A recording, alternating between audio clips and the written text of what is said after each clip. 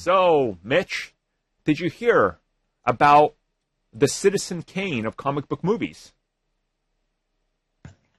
It's the Flash. I think I have, yeah. Yes. Oh, well, that one, yeah. So, I've heard. Obviously what we are talking about is the first reactions coming at us from CinemaCon, which happened in Las Vegas. It's the annual CinemaCon. I don't know how else I can explain it. It's in the name. And the Flash was obviously screened. It should be noted that the director did say that there's still changes being made, and this was not the full-on final version. They still got to fix a couple more things, so things could change. He's teasing, the final cut in the theaters could be slightly different, especially in the end, but they are obviously, confident with what they showed, and the reaction has been, I would say, 99.98% positive. Like, it is overwhelmingly positive. So, where do we want to start? I might get some flack for this. I don't trust it. I don't... Look, us here have gotten a lot of flack for how we are, I guess at this point, infamously, the guys that don't like Guardians of the Galaxy 2, right? Like, all of us on here are all like, that movie. That movie, still, most people I know, in their top 5 MCU films, and the first reactions to that were literally the greatest comic book film of the generation. Like, so it's always in fact, it's every comic book movie now is that. It's true. I even saw a Shazam ad for Shazam 2 that stated that as well. So nice. Yeah. Nice. So, I mean, look, I want to believe it, but a part of me is going into this like with every film. I say this about everyone. I always got to make up my mind, and just because it's a first reaction, it's this early, you always see this buzz with like early previews, right? Yeah. Where it's overwhelmingly positive. I want to bring everybody's attention to, as much as I love the game, and I played it again on PC, Cyberpunk 2077 was infamously botched. Go to the preview that IGN did a year before it released. Both people that played it and did separate previews say it's literally a game where anything is possible, all this, they're showing you this footage. It turned out to be a lie. They were like so hyped that they weren't seeing the problems in front of it. And you look at the problems in their footage that they're showing, you're like, that's literally a glitch. But they were so enamored with it and getting to play it early that it overtook them. They did that with Halo Infinite and countless other games. It happens with films as well. Could this be the best film that's ever been made in the genre? Maybe, but I'm always so reluctant to believe these things because I specifically went and dug out a preview for The Amazing Spider-Man 2 that claimed it was literally a masterpiece from beginning to end that would revolutionize comic book films and take down the MCU. So, that was TASM 2. So, I don't know. I watched the trailer myself. I thought it was great, but the things I found great about it are everything besides the Flash, because he's just a vessel to bring us to Michael Keaton. So pretty much, yeah. It doesn't help, right? Stick on the whole people hype it up. A lot of the time, it's I hate to be the agenda guy, but people have an agenda, right? They don't want to lose the privileges they get. Yeah. Yep. Because let's be honest, it is their job. Yep. They go to this airport and everything. You have a new head or new heads of DC with a new studio. So you don't want to just come out here and slash the hell out of this movie. Right? You're going to... Not saying everyone does that, but I'd imagine there are going to be a few that do. Especially, like, you can come in here and see the ones on Twitter that it's like, yeah, you're full of crap. You're full of crap. I genuinely don't believe you. Yeah. It's just blatantly obvious at this point, but they do it for every movie, literally every. People do it for Disney and Marvel, right? And again, we don't want to seem like we're just singling out WB and the Flash because this does happen. We recently saw that with Quantumania. Do I have problems with that movie? Yeah. I have plenty of problems. I've talked about them, but that film got the same type of reaction. And you see a specific thing like this from people that are smaller in the industry because CinemaCon, you could just buy a ticket and get in. So you could RSVP. There's some smaller websites that obviously do want to play favorites. And they're not going to slack it because then they know they get in the goodwill of the studio.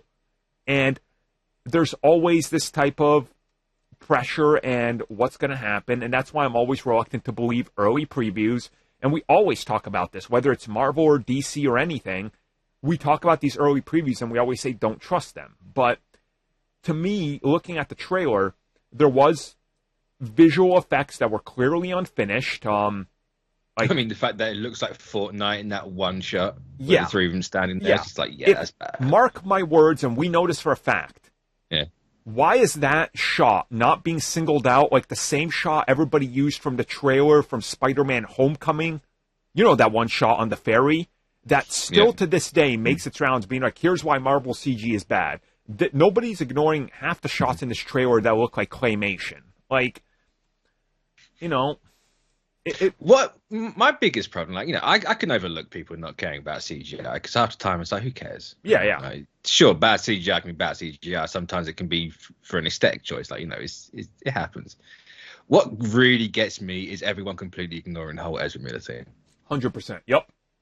Like, there's a certain guy. You can go on my Twitter feed and find out who it is. It's like, oh, I know they've made some mistakes. It's like, mistakes is not the right word here. Yeah. Like, let's not paint it any other color. Like, dude's a criminal. Like, dude actually went on like a cross-country rampage, doing everything in the book. Like, let's not paint that. It's like they're good in a superhero movie. Cool. Yeah.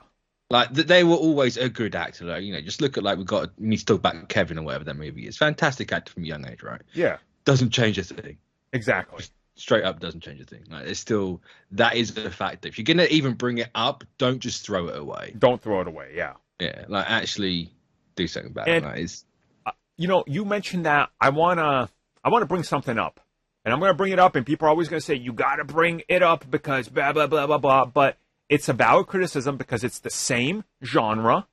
They're both actors, and they're both starring in giant films. And one has been slacked for literally stating facts, while the other is literally a groomer. Make no mistake about this. The groomer gets by because, oh, Michael Keaton, Batman, and I like DC, so I got to defend my brand. But the other one stated, oh, maybe a woman should review a movie made for women and children of color. And to this day, everything is review bombed. She gets life threats, and she has to leave social media because of toxicity. So why are people so still fixated on a thing Brie Larson said 5 years ago, but they can defend what Ezra did a year ago? Please explain this to me. Like, there is nothing. People have chosen, and their allegiance is showing, and it's tank Marvel at any cost and protect the underdog brand, which is DC. And that is so evident, and the reaction to ignore everything Ezra was involved with this trailer is shocking, because just imagine, just go look at the evidence of the Marvels 2 trailer. Just go look at the evidence. The trailer, it's absolutely baffling, and people are like, it's not the same. I'm like, you're right. She didn't groom children. You're right. It's not the same. So it's. If you want to make a comparison, look at Jonathan Majors. That's been dropped by everything apart from Marvel. Which I find weird. I'm like, either Marvel knows something we don't know, or they're really holding out until the final moment. That's what I'm talking about. Like, Jonathan Majors, we haven't even seen the footage yet. Ezra Miller, which we won't. We won't. Exactly. Ezra, we had so much footage and evidence and court cases and literally, I mean, I can't even go over the history of how much we've had. And suddenly that's ignored. Okay, like it. I understand what people are doing. But... sure. Like, I know people are going, but you got to separate art from the artist, right? But that applies to when the artist is dead. Yeah, right. That's not something when they're alive. When they're gone, then you can have that conversation, right? But it's, I don't know. You know, Kevin Spacey's still a good actor, right? Like House of Cards, you're still fantastic in. Yeah. I ain't going back and watching that and singing anyone's praises. No. Yeah. You know, and to actually talk about that, the trailers and stuff we've seen for this movie, I don't know if it's the movie itself or if it's the whole Ezra Miller thing. It's probably a combination of both. Yeah. Right.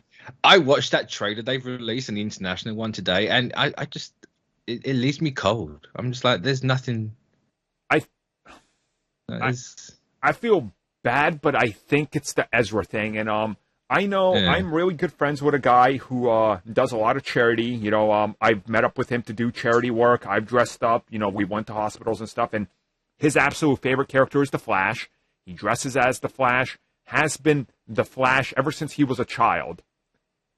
He didn't even share this because he feels uncomfortable. He's not even talking about the movie because he's like, I don't want to support Flash. And then a year after release or right around the release at the red carpet, something about Ezra happens and suddenly my world comes crashing down when I look up at the Flash. And I'm like, I get it. You know, I get it. Like, and this guy, he's turning down the opportunity to be invited to the premiere again because of this whole situation. So I think there is the cause and effect and the souring on it. And again, I love the trailer, but the things I love in it aren't the central character.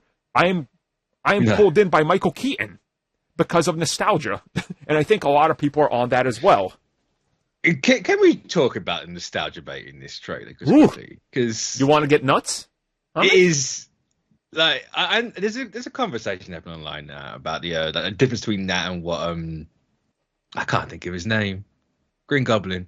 Willem Dafoe. That's the one. How did I forget Defoe's name?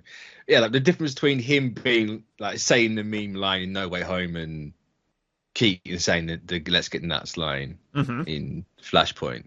And so I think one's slightly more egregious than the other. Same. I don't think you can do those sorts of things organic. I think inherently the fact that you've gone out of your way to get that line in there for nostalgia's sake. Yeah. It can't be organic, right? It's just inherently not possible. Yeah. It can only just be slightly less egregious. You can make it fun, sure. Like No Way Home did it in a fun way, right? It felt you could actually have that in there.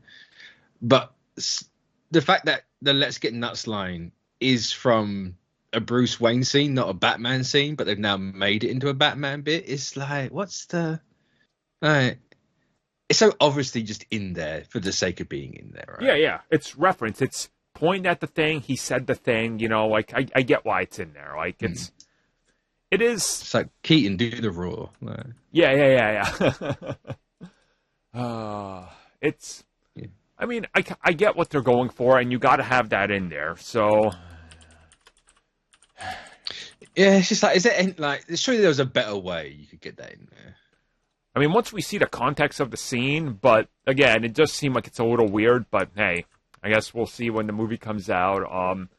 I mean, that's all I got to really say about it for now. Like, the screening happened. Allegedly, it's a masterpiece. There's not a whole lot of Ezra talk. People are just kind of ignoring that, I guess.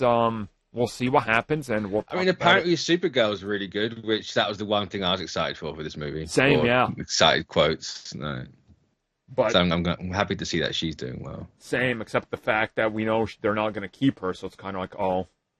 Do we know that, though? They haven't specifically said otherwise. I feel like they won't. Like, I feel like they are. I don't know. I guess we'll find out as we get closer to Supergirl releasing in 2029 or something. So I say, when this movie comes out and it does what it does, right? I'm banking on it not even getting past 500 mil. Ooh, you think? I don't see it doing that well, but mainly because I don't know anyone that's not terminally online that doesn't know this or that knows this movie exists, right? I just. You have a conversation with movies, no one mentions this movies. It's like Aquaman 2, right? No one I know knows that thing's actually going to happen. Same, yeah. They know everything else. They'll talk about Star Wars and Mando and all that stuff the live long day. Flash and Aquaman, no clue. I mean, I suppose they're going to start... And they really like the Batman, so it's not a case of like one over the other. Well, The Flash comes out in like mid-June, so the marketing's about to kick up. So... It's true. You know, in like a week... 2 weeks from now, the marketing is going to be in full swing. So I guess we'll see how much they push because, you know, according to them, they believe this film is going to have legs like, I believe it was Zaslav that said he believes this could be their version of like Avatar that has legs for eons. And I'm like, that's a tall order, my man. That's. I mean, which Avatar? Because one made substantially less than the other one. Well, I mean. Avatar 2 is like, what, 2.3 billion, and Avatar 1's like 2.9 now or something, 2.8? Yeah, so, there's like a 600 mil. The Last Airbender legs. That's what I think he was referencing. Oh. In fairness, it is Zaslav. He isn't the smartest, and whatever he says, take the exact opposite to be the better. Yeah. We're not going to rebrand HBO again 3 weeks later. We're rebranding HBO. Oh, okay. All right. Cool. Here's Max. I keep seeing headlines with that. It's coming to Max. And I'm like, what the hell is that? Same, yeah. I'm like, I just blank out. Why would you drop the HBO part? The most known HBO's commodity. not even a thing over here, and even I know the HBO bit's bigger than... Yep. It's weird. It's just weird. Well, that's it for this week's, I guess, WB section for, at least in part anyway. But we'll get back to The Flash soon, obviously, once the marketing kicks up and we get more things.